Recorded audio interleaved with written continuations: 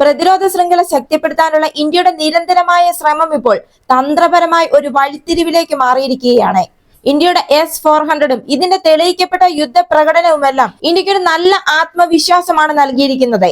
S-400ന്റെ യഥാർത്ഥ മൂല്യത്തെക്കുറിച്ചുള്ള ശക്തമായ ഒരു കേസ് സ്റ്റഡിക്കായി ഇന്ത്യൻ പ്രതിരോധ ഉദ്യോഗസ്ഥർ ഓപ്പറേഷൻ സിന്ദൂറിനെയാണ് ചൂണ്ടിക്കാണിക്കുന്നത്.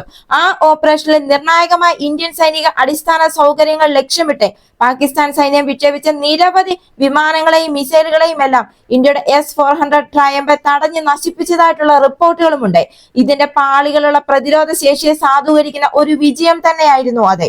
അതെ, 2018 ഒക്ടോബറിൽ ഇന്ത്യയും റഷ്യയും തമ്മിൽ ബ്രിക്സ് ഉച്ചകോടിയിൽ ഒപ്പുവെച്ച $5.4 ബില്യൺ S-400 കരാർ തന്ത്രപരമായ വ്യോമ പ്രതിരോധ സാങ്കേതിക വിദ്യയിൽ ഇന്ത്യയുടെ പ്രധാന പങ്കാളിയാണ് റഷ്യ എന്ന നിലയിൽ റഷ്യയുടെ സ്ഥാനം ഉറപ്പിക്കുകയായിരുന്നു. ഈ കരാറിനെ അമേരിക്ക അന്ന് ശക്തമായ രീതിയിൽ എതിർപ്പ് പ്രകടിപ്പിച്ചിരുന്നു. എന്നാൽ ആ എതിർപ്പിനെ ഒന്നും വകവയ്ക്കാതെയാണ് പ്രധാനമന്ത്രി നരേന്ദ്രമോദിയും റഷ്യൻ പ്രസിഡന്റ് വ്ളാഡിമിർ പുടിനും തമ്മിൽ ഈ വമ്പൻ ഡീൽ നടത്തിയത്. ഈ വമ്പൻ ഡീൽ ഇന്ന് ഇന്ത്യയുടെ ചരിത്രത്തിലെ തന്നെ ഒരു ഏറ്റവും പ്രധാനപ്പെട്ട മൂല്യവത്തായ ഒരു കരാറായി മാറിയും കഴിഞ്ഞു. ഇന്ത്യൻ സായുധ സേനകൾക്കിടയിൽ സുദർശൻ ചക്ര എന്നറിയപ്പെടുന്ന S-400 ഇപ്പോൾ ഇന്ത്യയുടെ ത്രിതല വ്യോമ പ്രതിരോധ ശൃംഖലയുടെ ഒരു മൂലക്കല്ലാണ്. 4ാം തലമുറ 5ാം തലമുറ യുദ്ധവിമാനങ്ങൾ, ബാലിസ്റ്റിക് മിസൈലുകൾ, സ്റ്റെൽത്ത് ക്രൂയിസ് മിസൈലുകൾ, 400 കിലോമീറ്റർ വരെ ദൂരത്തിലുള്ള UAV കൂട്ടങ്ങൾ എന്നിവ പോലുള്ള വൈവിധ്യമാർന്ന ഭീഷണികളെ നേരിടാൻ ഇത് രൂപകൽപ്പന ചെയ്തിരിക്കുന്നു. എന്നാൽ ഇപ്പോൾ S-400നേക്കാളും കൂടുതൽ ശക്തമായ ഒരു പടി കൂടി മുന്നിൽ നിൽക്കുന്ന S-500ലാണ് ഇന്ത്യ താല്പര്യം ജനിപ്പിച്ചിരിക്കുന്നത്. അതെ, റഷ്യയുടെ അടുത്ത തലമുറ S-500 പ്രൊമിത്യൂസ് സിസ്റ്റം സ്വന്തമാക്കാനുള്ള താല്പര്യം ഇപ്പോൾ ഇന്ത്യ അറിയിച്ചിരിക്കുകയാണ്. മൾട്ടി ലെയർഡ് വ്യോമ പ്രതിരോധ ശൃംഖല ശക്തിപ്പെടുത്താനുള്ള ഇന്ത്യയുടെ നിരന്തരമായ ശ്രമത്തിനുള്ള തന്ത്രപരമായ ഒരു വഴിത്തിരിവ് 55R6M ട്രയംഫേറ്റർ M എന്നറിയപ്പെടുന്ന S-500 പ്രൊമിത്യൂസ് ഇതിനകം തന്നെ കരുത്തുറ്റ S-400ന്റെ കഴിവുകൾക്കപ്പുറമുള്ള ഒരു കുതിച്ചുചാട്ടത്തെയാണ് കാണിക്കുന്നത്.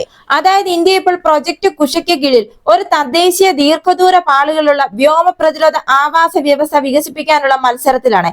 എന്നാൽ ഇത് എത്തുന്നത് വരെ ഈ സാധ്യതയുള്ള വിടവുകൾ നികത്തുന്നതിനു വേണ്ടി വിശാലവുമായ തന്ത്രവുമായി S-500നെ അതിന്റെ ആയുധപ്പുരയിൽ ചേർക്കാനാണ് ഇന്ത്യ ഇപ്പോൾ ആഗ്രഹിക്കുന്നത്. ഇന്ത്യയുടെ ഈ പ്രൊജക്ട് കുഷ എന്ന് പറയുന്നത് പ്രതിരോധ ഗവേഷണ വികസന സംഘടന നയിക്കുന്ന തദ്ദേശീയമായിട്ടുള്ള ഒരു സംരംഭമാണ്.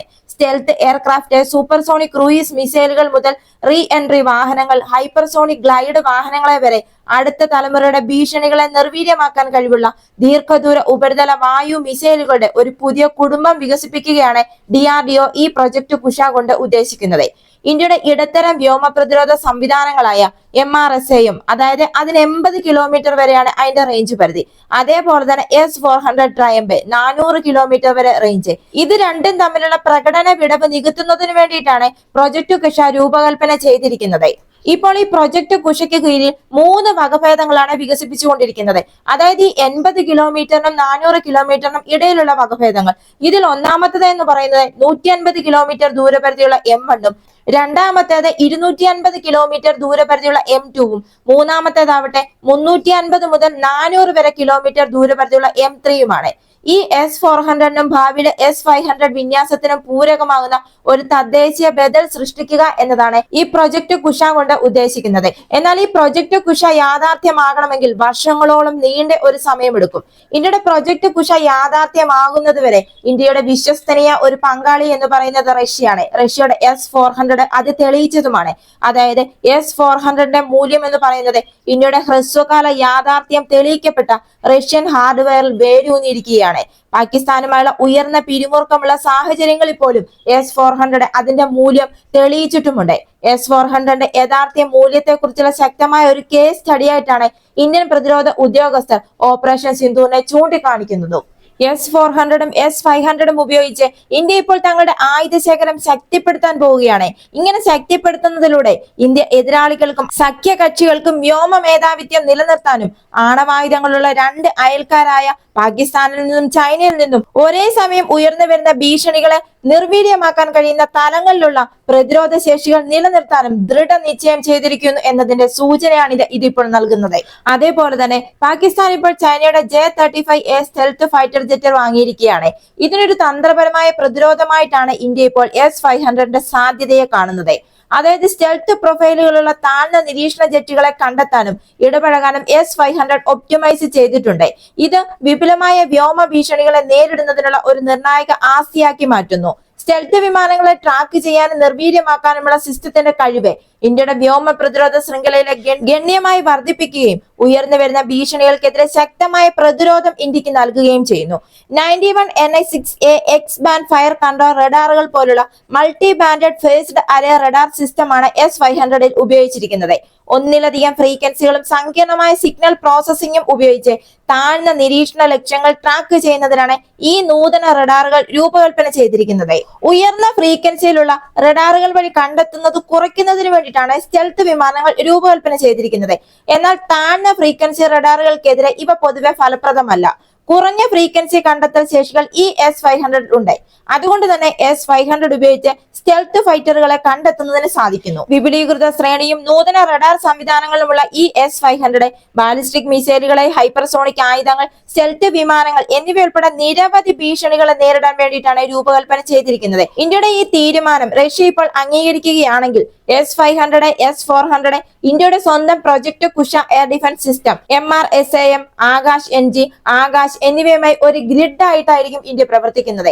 എന്നാൽ ഈ S-500 ഇപ്പോൾ ഇന്ത്യക്ക് കൈമാറുന്നതിന് വേണ്ടി അത്യാധുനിക തന്ത്രപരമായ ആസ്തി എന്ന പദവി കണക്കിലെടുക്കുമ്പോൾ S-500 വിൽക്കുന്നതിന് റഷ്യയുടെ ഉന്നത നേതൃത്വത്തിന്റെ അനുമതി അത്യാവശ്യമാണ്.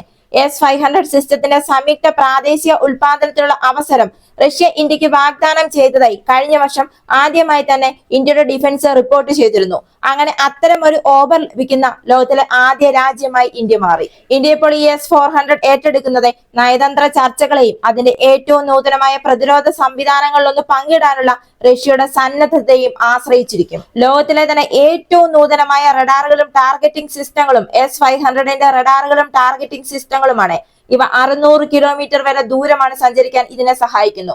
സ്റ്റെൽത്ത് എയർക്രാഫ്റ്റുകൾ, ഹൈപ്പർസോണിക് മിസൈലുകൾ, താഴ്ന്ന ഭ്രമണപഥത്തിലെ ഉപഗ്രഹങ്ങൾ എന്നിവയുൾപ്പെടെ വിവിധ തരം ലക്ഷ്യങ്ങളെ ആക്രമിക്കാനുള്ള കഴിവാണ് ഇതിന്റെ ഏറ്റവും ശ്രദ്ധേയമായ സവിശേഷതകളിലൊന്ന്. ഈ S-500 അമേരിക്കയുടെ F-22 റാപ്റ്ററിനും F-35 സ്റ്റെൽത്ത് യുദ്ധ വിമാനങ്ങൾക്കും വരെ ഭീഷണി ഉയർത്തുന്നുണ്ട്.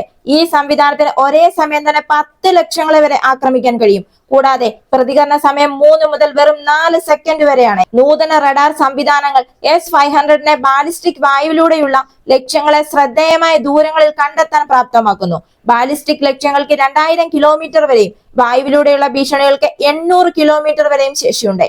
ഈ ദീർഘദൂര ശേഷി ലക്ഷ്യങ്ങൾ അതിന്റെ ഇടപെടൽ മേഖലയിലേക്ക് കടക്കുന്നതിന് മുമ്പ് തന്നെ തിരിച്ചറിയാനും ട്രാക്ക് ചെയ്യാനും ഇതിനെ നശിപ്പിക്കാനും സാധിക്കുന്നു. ഒരു പ്രധാന തന്ത്രപരമായ നേട്ടമാണിത് രാജ്യത്തിന് നൽകുന്നത്.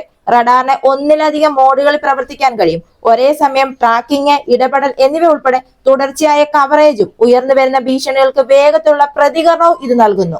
നിരവധി തരത്തിലുള്ള മിസൈലുകളാണ് S-500 ഉള്ളത്. ഈ മിസൈലുകൾക്ക് 200 കിലോമീറ്റർ വരെ ഉയരത്തിലെത്താൻ കഴിയും. ഇത് S-500 ബാലിസ്റ്റിക് മിസൈലുകളെ അവയുടെ മധ്യ കോഴ്സ് ഘട്ടത്തിൽ തടസ്സപ്പെടുത്താനും താഴ്ന്ന ഭ്രമണപഥത്തിലെ ഉപഗ്രഹങ്ങളുമായി ഇടപഴകാനും പ്രാപ്തമാക്കും. ഇപ്പോൾ ഈ S-500ലാണ് ഇന്ത്യ കണ്ണുവെച്ചിരിക്കുന്നത്. ഇതുപോലെയുള്ള പ്രതിരോധ വാർത്തകൾക്ക് വേണ്ടി മറക്കാതെ തന്നെ ഈ ചാനൽ ഒന്ന് സബ്സ്ക്രൈബ് ചെയ്യുക. വീഡിയോ ഇഷ്ടമായെങ്കിൽ ഒരു ലൈക്ക് തരിക. മറ്റൊരു വീഡിയോയുമായി വീണ്ടും കാണാം.